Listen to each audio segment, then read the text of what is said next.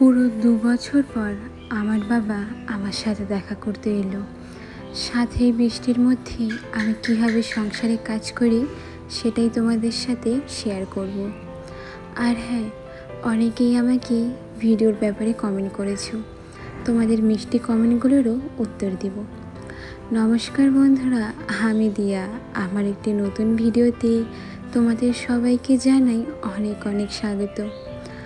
আজকের ভয়েসটা অনেকটা ভারী ভারী মনে হচ্ছে, তাই না? আসলে বেশ কিছুক্ষণ আগে আমার বাবা এসেছিল। আর জানোই তো, বাবার বাড়ি থেকে কেউ আসার পর গেলে কেমন লাগে, তাও আবার বাবা। প্রায় ২ বছর হলো তারপর বাবা আসলো। আমার বিয়ের কিন্তু 4 বছর হয়েছে। এতদিন হলো বাবা কেন আসেনি জানো তো? আসলে আমার বাবার শরীর অনেকটাই খারাপ ছিল। কিছুদিন হলো শরীরটা একটু ভালো হয়েছে, সেই জন্যই আর কি আসতে পেরেছে। একটা কিন্তু মেয়ে খুব ভালো করে জানে তার বাবার বাড়ি থেকে লোক আসার পর তার কতটা ইচ্ছে করে আদর যত্ন করে খাওয়ানোর। আমি যখন বাড়িতে যাই সবাই চেষ্টা করে আমাকে ভালো রাখার, শুধু চেষ্টা কেন, সবসময় ভালোই রাখে। তবে আমি একটা মেয়ে হয়ে কি পেরেছি আমার পরিবারের সকলকে ভালো রাখতে? প্রত্যেকটা মেয়ের এটা একটা মনের কথা। শ্বশুরবাড়ি থেকে যখন কেউ আসে শ্বশুরবাড়ির লোকেদের ভীষণ ভালো লাগে। তবে বাপের বাড়ির থেকে মানে বৌমার বাপের বাড়ির থেকে কেউ এলে হয়তো অনেকেরই ভালো লাগে না। কেন ভালো লাগে না সেই উত্তর জানা নেই, তবে ভালো লাগে না। তা যাই হোক, চলো। কালকে রাত্রেবেলা শিলিগুড়িতে যেন অনেক বৃষ্টি হয়েছিল। পুরো উঠোন আর এই যে সিঁড়ি দেখতে পারছো না, এই সিঁড়িতেও জল হয়ে গিয়েছিল। তখন রাত্রি প্রায় 11:30 কি 12টা বাজে। ঘুম থেকে উঠে সব জিনিসপত্র ঘরে নিয়েছিলাম। চলো বন্ধুরা, তোমরা যে আমার আগের ভিডিওতে মিষ্টি মিষ্টি কমেন্ট করেছো সেই কমেন্টগুলো পড়ে নিই। গরিবের সংসার থেকে দিদিভাই কমেন্ট করেছো, ঢেঁকি শাক খেতে আমারও খুব ভালো লাগে, দারুণ। অনেক অনেক ধন্যবাদ গো দিদিভাই, অনেক অনেক ভালোবাসা রইল। রাজশ্রী দিদিভাই বলেছ, আমি তো জানতাম না তুমি ফলো করো না, তাই বলেছিলাম, কিছু মনে করো না। আরে দিদিভাই, মনে করার কি আছে? আর তুমি তো আমাকে জানাচ্ছই না তোমার ইনস্টাগ্রাম প্রোফাইলের নামটা কি। অনেক অনেক ধন্যবাদ। আর কেমন আছো দিদিভাই অবশ্যই জানিও। রিয়াদ সোনা দিদিভাই বলেছ, আজকের ভিডিওটা একটু অন্যরকম হয়ে গেল না দিদিভাই? আজ তোমাকে তো হেভি লাগছে দিদিভাই, তুমি হলুদ শাড়ি পরো, একটু বেশি সুন্দর লাগছে। যাই হোক, তোমার কথাগুলো শুনে খুব ভালো লাগলো। পুরো ভিডিওটা দেখে নিলাম, লাইক দিয়ে চালিয়ে রেখে দিলাম। ধন্যবাদ গো দিদিভাই, এভাবেই পাশে থেকো। নাফিসা বলেছ, অনেক সুন্দর হয়েছে ভিডিওটা আপু, আর তোমার কথাগুলো আমার অনেক ভালো লাগে। ধন্যবাদ গো নাফিসা, তোমার মিষ্টি কমেন্টগুলো আমার ভীষণ ভালো লাগে। জয় অ্যান্ড মম চ্যানেল থেকে বলেছ, তোমার কথাগুলো কি সুন্দর আস্তে আস্তে, ভিডিও খুব ভালো লাগলো, সাবস্ক্রাইব করে বন্ধু হলাম। অনেক অনেক ধন্যবাদ দিদিভাই, এভাবেই পাশে থেকো আর ভালোবাসা দিয়ে যেও। সবিতা পাত্রা বলেছ, সুন্দর ভিডিও, অনেক অনেক ধন্যবাদ। স্মৃতি দে বলেছ, দিদি তোমার থেকে অনেক কিছু জানার আছে, ফেসবুক, ইনস্টাগ্রাম, ইউটিউব কীভাবে সফল করা যায়। ভিডিওতে একদম ভিউজ হয় না, মোবাইল ক্যামেরা ভিডিও ভালো আসে না, কিভাবে ভিডিও স্ট্যান্ড করব, ভিউজ হবে কিভাবে একটু বলো, আমি তোমার মতো ভিডিও বানাতে চাই। ফেসবুক, ইনস্টাগ্রাম, ইউটিউব সব কিছুই কিন্তু অনেকটা একই রকম। দেখো, যে কোনো জায়গায় প্রথম কথা হলো একদম সময় মতো ভিডিও দিতে হবে। তুমি ইউটিউবে চেষ্টা করতে পারো সকালের দিকে ভিডিও দেওয়ার, কারণ হলো তোমাকে একটা সময় দেবে, বা বলতে পারো সারাদিন ধরে তোমার চ্যানেলে ইমপ্রেশন দিবে। এখন যদি জিজ্ঞেস করো ইমপ্রেশন মানে কি, তাহলে বলবো তোমার ভিডিও অন্যজনের ফোনে পাঠাতে তো একটা সময় লাগবে, তাই না? সেটাকেই বলা হয় ইমপ্রেশন। এখন যদি তুমি রাত্রি 7টার দিকে দাও, তাহলে অন্যজনের ফোনে তোমার ভিডিও পৌঁছাতে পৌঁছাতে রাত্রি 12টা বাজবে।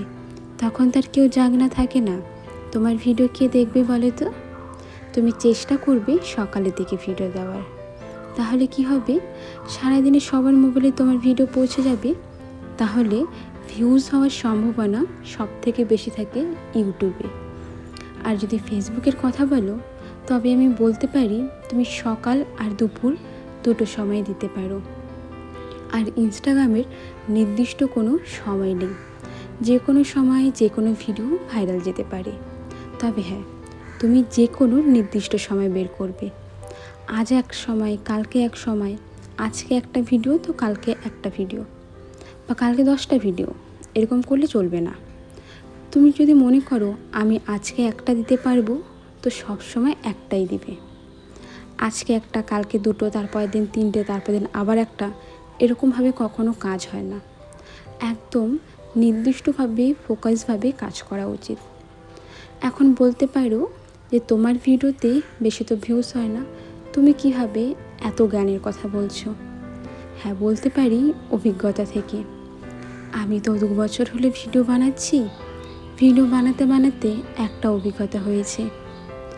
আসলে কি বলে তো, এখন না অনেকেই ব্লগ ভিডিও দেখতে চায় না, বা মনে করে এর বাড়িটা দেখতে কেমন, ঘর বাড়িগুলো তেমন একটা সুন্দর নয়। যাদের বাড়িগুলো দেখতে বেশ সুন্দর, তাদের ভিডিওগুলোই মনে হয় ভালো হয়, সেগুলোই গিয়ে দেখে আসি। এদের বাড়ি দেখার মতন কিছু নেই। তবে যারা জানে, বুঝে আর কষ্টটা অনুভব করে, তারা সকলেরই ভিডিও দেখে। সেই থেকেই আমার ভিডিও বানানো। আরও একটা কথা জিজ্ঞেস করেছিলে, ভালো মোবাইল না থাকলেও কিভাবে সুন্দর ভিডিও করবে। সবসময় চেষ্টা করবে দিনের বেলায় ভিডিও বানানোর, তাও আবার আলোর মধ্যে।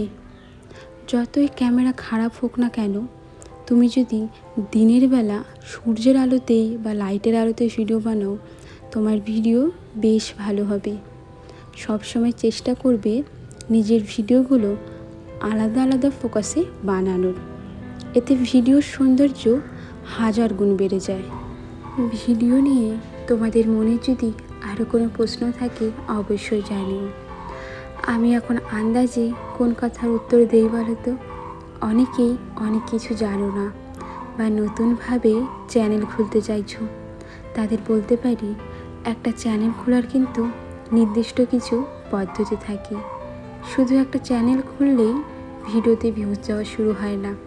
একটা ভিডিওতে ভিউজ যেতে কিন্তু অনেকটা সময় লাগে, আর নির্দিষ্ট পথে চলতে হয়।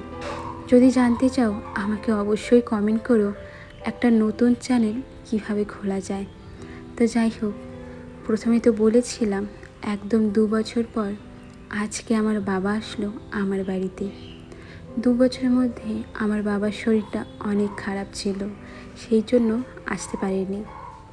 আজকে একটা দরকারি কাজে বাবা এসেছে। তাছাড়াও বাবার অনেক দিন ধরে ইচ্ছে ছিল বাড়িতে আসার, তবে শরীর খারাপের জন্য আসতে পারছিল না। আজকে বাবাও যেমন ভীষণ খুশি, সাথে আমিও। এই যে জিনিসগুলো দেখতে পারছো না, এর মধ্যে আমি একটাও কিনিনি। আমার বাবা আসার সময় সব কিনে এনেছে। মা শুধু বাড়ির থেকে এই মুড়ি আর কাঁঠালটা পাঠিয়েছিল। আর জানোই তো, বাবা আসবে তা আবার খালি হাতে, সেটা কখনোই সম্ভব না। কিছু না কিছু নিয়ে আসবেই। কিছু না কিছু কি, অনেক কিছু নিয়ে আসবে। আমার বাবা পারলে বাজারে যত জিনিস আছে সব কিছুই ব্যাগে করে আনতো। আমার মাও যখন আসে ঠিক এমনই কিন্তু অনেক কিছু নিয়ে আসে। আর আমি যখন যাই তখন কিন্তু এত কিছু নিয়ে যাই না, শুধু একটু মিষ্টি নিয়ে যাই। আসলে বুঝতে পারি না কী নিয়ে যাব না নিয়ে যাব। আর বাবা আগের থেকে সব কিছু কিনে আনে, বলবে তুই কিন্তু কিচ্ছু কিনবি না, বাড়িতে সব আছে, শুধু আসবি আর খাওয়া দাওয়া করবি। আসলে বিছানায় খেতে দিয়েছি তো, কেউ কিছু মনে করো না। নিচে বসে না একদম খেতে পারে না, আমার বাবার হাতটা ভীষণ কাঁপে তো, সেই জন্য। এদিকে তোমাদের দাদা ভাই অনেকগুলো শাক বেছে দিচ্ছে বাবাকে দেওয়ার জন্য। আমার শ্বশুরমশাই যেহেতু শাকের ব্যবসা করেন, ওখান থেকেই শাকগুলো দিচ্ছে। আর আমার বাবা বলছিল বেশি নিব না, কিন্তু আমি বলেছি দিয়ে দাও তো জোর করে, বাড়িতে গিয়ে বানিয়ে খেতে পারবে। অনেক কিছু এনে দিবে, কিন্তু যখন ওনাকে দিব তখন উনি বলবেন না না না, আমার এত কিছু জিনিসের দরকার নেই, ওগুলো সব তোরাই রাখ, তুই খাই নিস। কী আর বলবো, সবার ক্ষেত্রেই কিন্তু এমনটাই হয়। আর আমার বাবা যেন সাইকেল নিয়ে আসে। এই শ্বশুরবাড়ি থেকে আমার বাপের বাড়ি বেশি একটা দূরে নয়, আধা ঘন্টা বা 1 ঘন্টার মধ্যেই আমার বাবা সাইকেল দিয়ে বাড়িতে পৌঁছে যাবে। তোমাদের দাদা ভাই সাইকেলটা বাইরে বের করে দিল। আজকে না ভিডিও বানাতে একদমই মন চাইছিল না, এত তাড়াতাড়ি এলো আর কত তাড়াতাড়ি বাবা চলেও গেল। বাবা যখন আসে বা মা যখন আসে মনটা কিন্তু ভীষণ ভালো লাগে, আর ঠিক যখনই চলে যায় মনটা একদম খারাপ হয়ে যায়। এটাই তো নিয়ম মেয়েদের জীবনের ক্ষেত্রে। চলো বন্ধুরা, আজকে ভয়েস ওভার দিতেও ভালো লাগছে না, আজ তাহলে আসি। সবাই ভালো থেকো, সুস্থ থেকো, সবাইকে টাটা। সবার সাথে দেখা হবে নতুন একটা ভিডিওতে। আমাকে কিন্তু একদমই ভুলে যেও না।